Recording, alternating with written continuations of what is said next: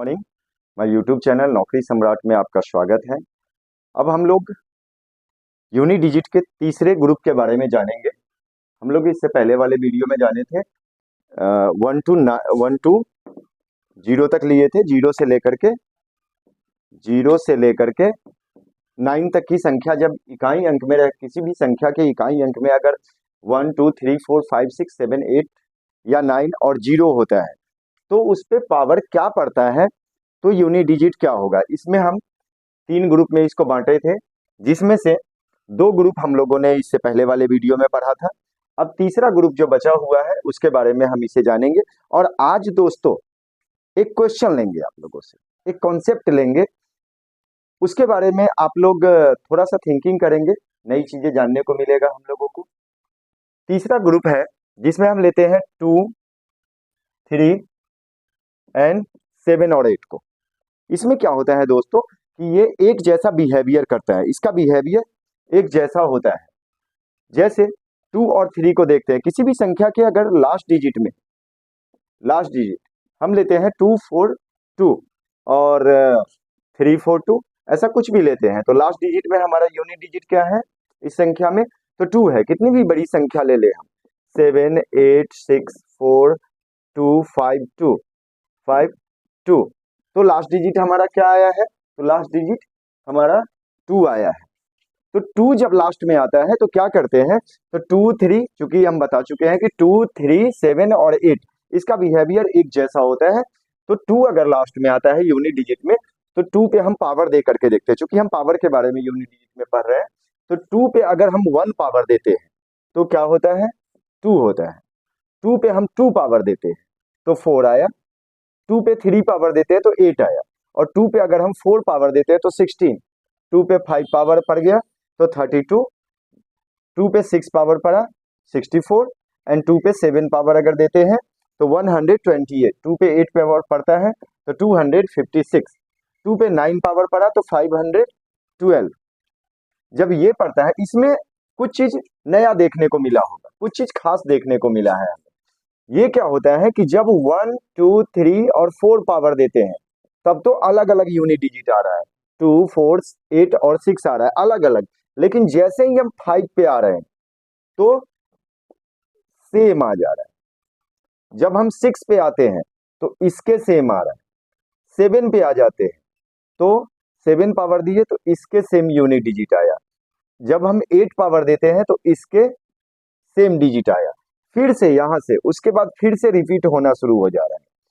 इसी तरह इसमें देखते हैं, 3 पे 1 पावर दिए 3, 3 पे 2 पावर दिए 9, 3 पे 3 पावर दिए 27, 3 पे 4 पावर देते हैं 81, 3 पे 5 पावर देते हैं 243, 3 पे 6 पावर दिए तो 729। इसमें भी क्या हुआ कि जब हम 4 पावर तक रहते हैं, 1 2 3 4 4 पावर देते हैं, तब तक तो डिफरेंट हमारा यूनिट डिजिट आता है। लेकिन जैसे ही 4 के बाद 5 पावर पे जाते हैं तो उसके बाद रिपीट होना शुरू हो जाता है। ये हमारा रिपीट हो रहा है। इसके बाद 6 पावर देते हैं तो ये रिपीट हो रहा है यूनिट डिजिट में। से इसके बाद वाला पावर देंगे तो ये रिपीट होगा यूनिट डिजिट में। इट मीन्स कि प्रत्येक 4 पावर के बाद रिपीट होते जा रहा है, उसका यूनिट डिजिट रिपीट हो रहा है। इट मीन्स कि हमें सिर्फ 1 2 3 4 4 पावर तक हमें आना चाहिए, पावर निकालना मतलब मल्टीप्लाई करना आना चाहिए बस। उसके बाद रिपीट होते चला जा रहा है। 7 में भी वही हो रहा है, जब 1 पावर दिए तो 7, 2 पावर दिए तो यूनिट डिजिट 9, 3 पावर दिए तो 3 हुआ यूनिट डिजिट, 4 पावर दिए तो 1। यहाँ तो डिफरेंट है, 7 9 3 और 1 आया, अलग अलग आ गया। बट जैसे ही हम 5 जाते हैं, इसके बाद 4 के बाद हम बढ़ गए 5 पे, जैसे ही पावर 5 लेते हैं तो यूनिट डिजिट क्या हो गया, 7 था तो 7 आ गया। जब हम 6 लेते हैं यूनिट डिजिट तो क्या हुआ, यहाँ पे पावर सेम आ गया, ये यूनिट डिजिट इसका यहाँ पे सेम आ गया, यूनिट डिजिट हमारा सेम आ जाता है।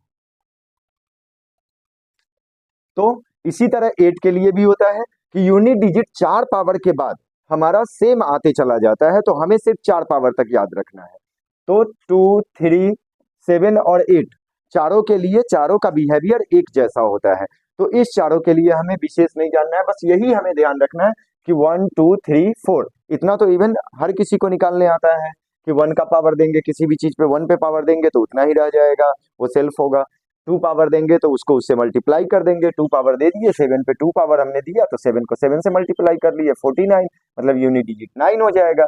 जब 3 पावर देते हैं तो 3 टाइम इसको मल्टीप्लाई करते हैं, या 3 टाइम मल्टीप्लाई नहीं करके 2 बार जो इसको मल्टीप्लाई किया था हमने, तो यूनिट डिजिट 9 आया, 9 को 7 से कर दीजिए 63, तो यूनिट डिजिट हमारा 3 हो गया। जब हम 4 पावर देते हैं, 7 पे 4 पावर देते हैं, तो लास्ट में हमारा 3 आया था, 3 में 7 से मल्टीप्लाई करिए, क्योंकि 7 पे 3 पावर दिए थे तो यूनिट डिजिट 3 आया था। 3 में सिर्फ हम 7 से मल्टीप्लाई करेंगे क्योंकि हमें यूनिट डिजिट की बात करनी है, तो 21, इट मीन्स हमारा यूनिट डिजिट 1 आ गया। अगर 5 पावर हो तो 9 आया, ये 7 आया था, 7 पे 1 पावर दिए 7 आया था, तो इसका यूनिट डिजिट 7 हो जाएगा। जब 6 पावर देते हैं तो 2 जैसा बिहेव करता है, 9 है, यूनिट डिजिट 9 हो जाएगा। जब 8 पावर देते हैं तो ये कैसा हो जाएगा, जैसे वो आया था उसी तरह 7 पावर देते हैं तो 3 जैसा, यूनिट डिजिट 3 हो जाएगा। 8 पावर देते हैं तो जैसे 1 आया था तो 1 हो जाएगा यूनिट डिजिट, वेरी सिंपल। अब हम कुछ क्वेश्चन को लेकर के देखते हैं कि इसमें तो पावर हमने जान लिया, बट क्वेश्चन में थोड़ा सा जो चीज हम जानते रहते हैं वो भी कंपटीशन के एग्जाम में जो है थोड़ा घुमाता है, जिसको हम वहां पे नहीं कर पाते हैं और बड़ा क्विकली करना होता है, समय नहीं होता है हमारे पास ज्यादा कंपटीशन के एग्जाम में। एक क्वेश्चन लेते हैं हम, क्वेश्चन है 498 टू दी पावर 122। यहाँ पे 498 के जगह पे कुछ भी हो सकता है, कितना भी बड़ा डिजिट रहे, कोई डज नॉट मैटर, हमें सिर्फ यूनिट डिजिट लेना है। तो 498 है, इस पे पावर है 122, कुछ भी पावर हो सकता है, यहाँ 1000 हो सकता है, 2000 हो सकता है, 1600 हो सकता है, या 1682 हो सकता है, कुछ भी पावर हो जाए, हमें सिर्फ 4 बार ही देखना है उसको। तो हमने लिया है 498 पर पावर 122, 498 टू दी पावर 122। हमें 498 से काम नहीं है, हमें काम किससे है, तो 498 है, हमें यूनिट डिजिट की बात करनी है, तो सिर्फ 8 को लेना है। तो मेरे पास है कितना, 8 पे पावर 8 टू दी पावर 122। अब 122 पावर 8 को अगर 122 टाइम्स अगर हम मल्टीप्लाई करेंगे तो बहुत ज्यादा समय लगेगा, तो हमें ये नहीं करना है। हमें क्या करना है कि इसको हमें पावर में सिंपलेस्ट फॉर्म में तोड़ना है। तोड़ेंगे कैसे, तो क्या करेंगे, हमने 4 तक ही लिया था इसको, तो 122 में 4 से डिवाइड कीजिए, रिमाइंडर क्या आएगा, हमको भागफल क्या आएगा इससे मतलब नहीं है, हमें रिमाइंडर देखना है। तो रिमाइंडर इसका क्या आएगा, तो जब भाग दीजिएगा तो रिमाइंडर आ जाएगा 2। इसका मतलब है कि हमें सीधा 8 पे 2 पावर दे लेना है, हमारा हो गया 64 आंसर। अब हमें यूनिट डिजिट लेना है, हमारा आंसर हो गया 4, यूनिट डिजिट इसका हो गया 4। अगर ये यहाँ पे होता 8 टू दी पावर 150, तो क्या करते, 150 में मल्टीप्लाई करते हैं हम 150, रिमाइंडर क्या बचता है हमारा, फिर भी रिमाइंडर 2 बचता है। चलिए हम ज्यादा कर लेते हैं, 151, इसमें हम 4 से डिवाइड करेंगे तो हमारा रिमाइंडर आ जाएगा 3। इस कंडीशन में क्या करेंगे, इस पे हम 3 पावर देंगे, तो 3 पावर जब इस पे दिए तो कितना आ गया हमारा ये, तो ये हमारा आ गया, ये आ गया 512। यूनिट डिजिट की बात हुई है, यूनिट डिजिट हमारा 2 है, तो आंसर विल बी 2। इसके बाद ये हो गया, इस पे हम कुछ और प्रश्न भी लेते हैं। अब है 498, इस पे 140 पावर हो गया। इस तरह का जब प्रश्न होंगे 498, आपको 1 पावर बचे, 2 पावर बचे, 3 पावर बचे, ये तीनों तो आप आसानी से कर लेंगे, क्योंकि हमें लगता है कि आपके समझ में बहुत अच्छे से आ गया होगा। लेकिन जब इस तरह का पावर हो कि 0 पावर आ गया तो क्या करेंगे, 0 पावर तो होता नहीं, 0 पावर करेंगे तो 1 हो जाएगा, बट 1 तो हमें लेना नहीं है, हमें 0 पावर वाला लेना है। तो 0 पावर के लिए जस्ट 1 मिनट फ्रेंड, 0 पावर के लिए हम क्या करेंगे, तो 0 पावर के लिए हमें करना है कि इस पे कोई ऐसा चीज रख लेंगे जिसका पावर 0 हो जाए। 498 टू दी पावर 140, तो 140 में हमें डिवाइड करना है, कितना से, तो 4 से डिवाइड करना है, क्योंकि 4 के बाद रिपीट होता है। जब हम इसको 4 से डिवाइड करेंगे तो रिमाइंडर इसका जो है वो आ जाएगा 0। जब 0 आ जाएगा तो यहां पर थोड़ा सा दिमाग लगाने की बात है कि 0 आने पर क्या करेंगे। 0 आने का मतलब हो गया कि हम वहां पे स्टॉप हो जा रहे हैं, मतलब नए से स्टार्ट कर रहे हैं। तो जैसे ही 0 पावर हमारा आएगा तो उस कंडीशन में हम क्या करेंगे, तो उसमें हम 4 पावर लगा लेंगे। 0 पावर आएगा तो 4 पावर, मतलब रिमाइंडर 4 कह लीजिए उसको रिमाइंडर, या रिमाइंडर 0 कह लीजिए, क्योंकि 4 रिमाइंडर होगा। अगर रिमाइंडर हमारा कहीं पे 4 आता है तो फिर इसमें 4 से 1 टाइम लग जाएगा तो खत्म हो जाएगा, 1 हो गया ये, और रिमाइंडर हमारा हो गया 0। इस कंडीशन में रिमाइंडर 0 हो गया, मतलब 4 पावर होता है उस पे।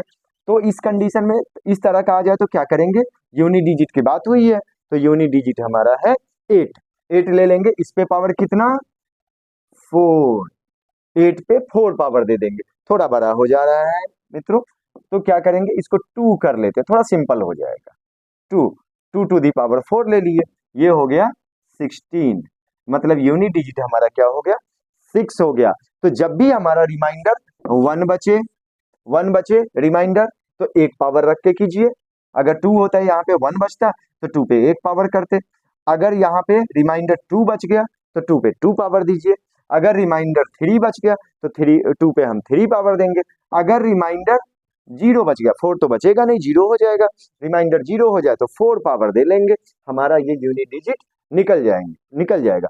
तो इस तरह से दोस्तों हमें, आपके समझ में, जीरो किसी भी संख्या के लास्ट में यूनिट डिजिट में 0 हो जाए, 1 2 3 4 5 6 7 और 8 और 9 हो जाए, तो हमें लगता है कि आसानी से अब आप लोग अच्छे से समझ गए होंगे और आसानी से यूनिट डिजिट इसको निकाल सकते हैं विद इन 5 सेकेंड।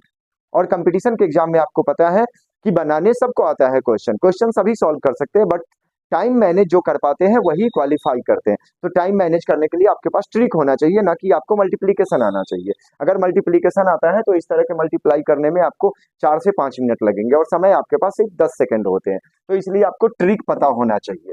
तो ट्रिक जो है, इस तरह से आप यूनिट डिजिट में ये हो, तो यूनिट डिजिट आसानी से आप इसको समझ गए होंगे हमें लगता है। आप इसका ज्यादा से ज्यादा प्रैक्टिस करेंगे तो बहुत अच्छे से आपके समझ में आ जाएगा और ज्यादा दिनों तक याद रहेगा अगर आप प्रैक्टिस करते हैं तो। अब एक अब एक प्रश्न लेते हैं दोस्तों।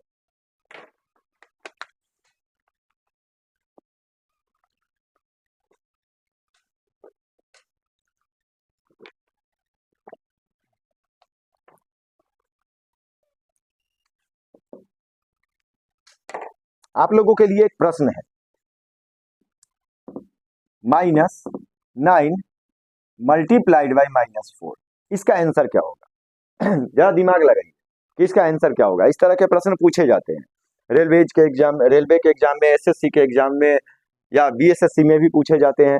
तो इस तरह के प्रश्न पूछे जाते हैं।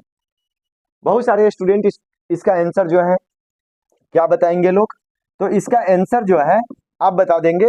आप लोगों ने एक्सपोनेंट्स पढ़ा है तो आप लोगों ने इसको पढ़ा है कि सीधा जब 2 रूट के अंदर में होता है root under -9 into root under -4, जब मल्टीप्लाई होता है और दोनों रूट में है, या डिवाइड होता है और दोनों रूट में है, तो दोनों को एक ही रूट के अंदर बंद कर लेते हैं। तो इसको क्या करेंगे, कुछ लोग इसको बताएंगे कि इसका रूट अंडर 36 होगा और आंसर हो जाएगा 6, क्योंकि माइनस माइनस प्लस हो जाएगा। मतलब आप इस तरह से इसको बनाएंगे, -9 multiplied by -4 is equal to 36, then answer will be 6।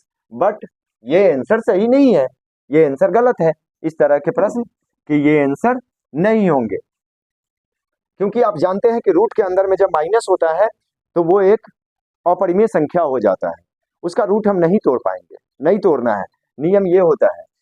आप एक चीज देखिए, -25, इसको हम क्या लिख सकते हैं, अगर इसका रूट तोड़ने के लिए कह दिया जाए तो इसका रूट कैसे तोड़ेंगे, तो इसका रूट हम कह देंगे कि इसका रूट नहीं टूटेगा। बट रूट क्यों नहीं टूटेगा, रूट इसका भी टूटेगा। इसको हम इस तरह से लिखेंगे, 25 इंटू -1। अब तो 25 का रूट टूटेगा, 25 का रूट टूटेगा तो क्या हो जाएगा, 5² मल्टीप्लाई -1 इज इक्वल टू 5 अंदर बाहर आ गया और -1 अंदर बच गया, 5 रूट -1। अब -1 लिखेंगे क्या, नहीं, -1 नहीं लिखेंगे। अब माइनस रूट अंडर -1 के लिए जो है हम लिखते हैं ये, इसको आयोटा कहते हैं। Root under -1 is equal to iota. Iota क्या है, तो आयोटा यह एक काल्पनिक संख्या है, एक काल्पनिक संख्या है। आयोटा एक काल्पनिक संख्या है। तो हम इसको क्या लिखते हैं, रूट अंडर -1 को लिखते हैं आयोटा। तो क्या हो जाएगा इसका आंसर, 5 आयोटा हमारा आंसर होगा इसका।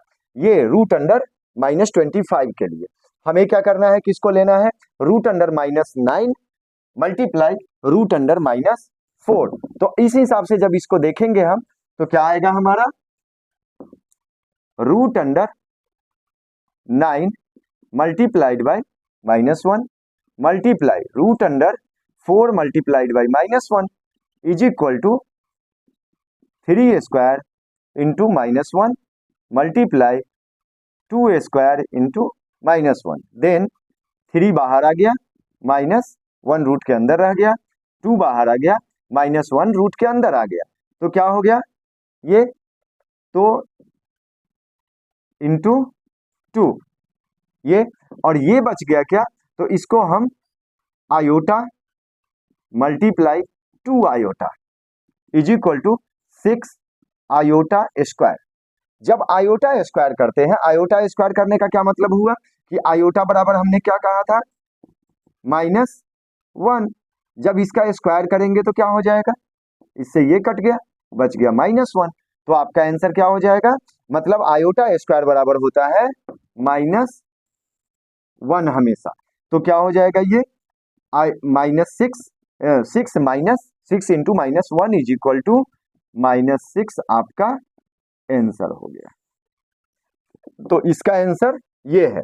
मतलब इसको हम इस तरह जान सकते हैं कि root under -a into root under -b is equal to root under A B minus root under A B, इसका आंसर होता है। ये फॉर्मूला, इसको आप फार्मूला के रूप में ले सकते हैं। जब भी इस तरह का माइनस पूछ दिया जाए तो रूट के अंदर माइनस रहे, तो इस तरह से इसको हम बनाएंगे।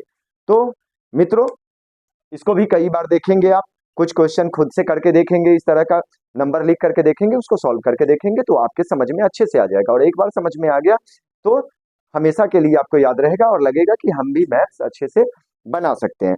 तो बिगिनर भी होंगे, जो नहीं भी मैथ्स को जानते हैं, वो भी यहाँ से पढ़ करके अच्छे से मैथ्स सीख सकते हैं। तो दोस्तों, अगर आपको अच्छा लगा हो ये वीडियो तो प्लीज हमारे चैनल को लाइक कर लें, सब्सक्राइब कर लें और अपने दोस्तों के बीच शेयर भी कर दें, जिससे ज्यादा से ज्यादा लोगों के बीच मैथ्स का ये क्लास पहुंच सके।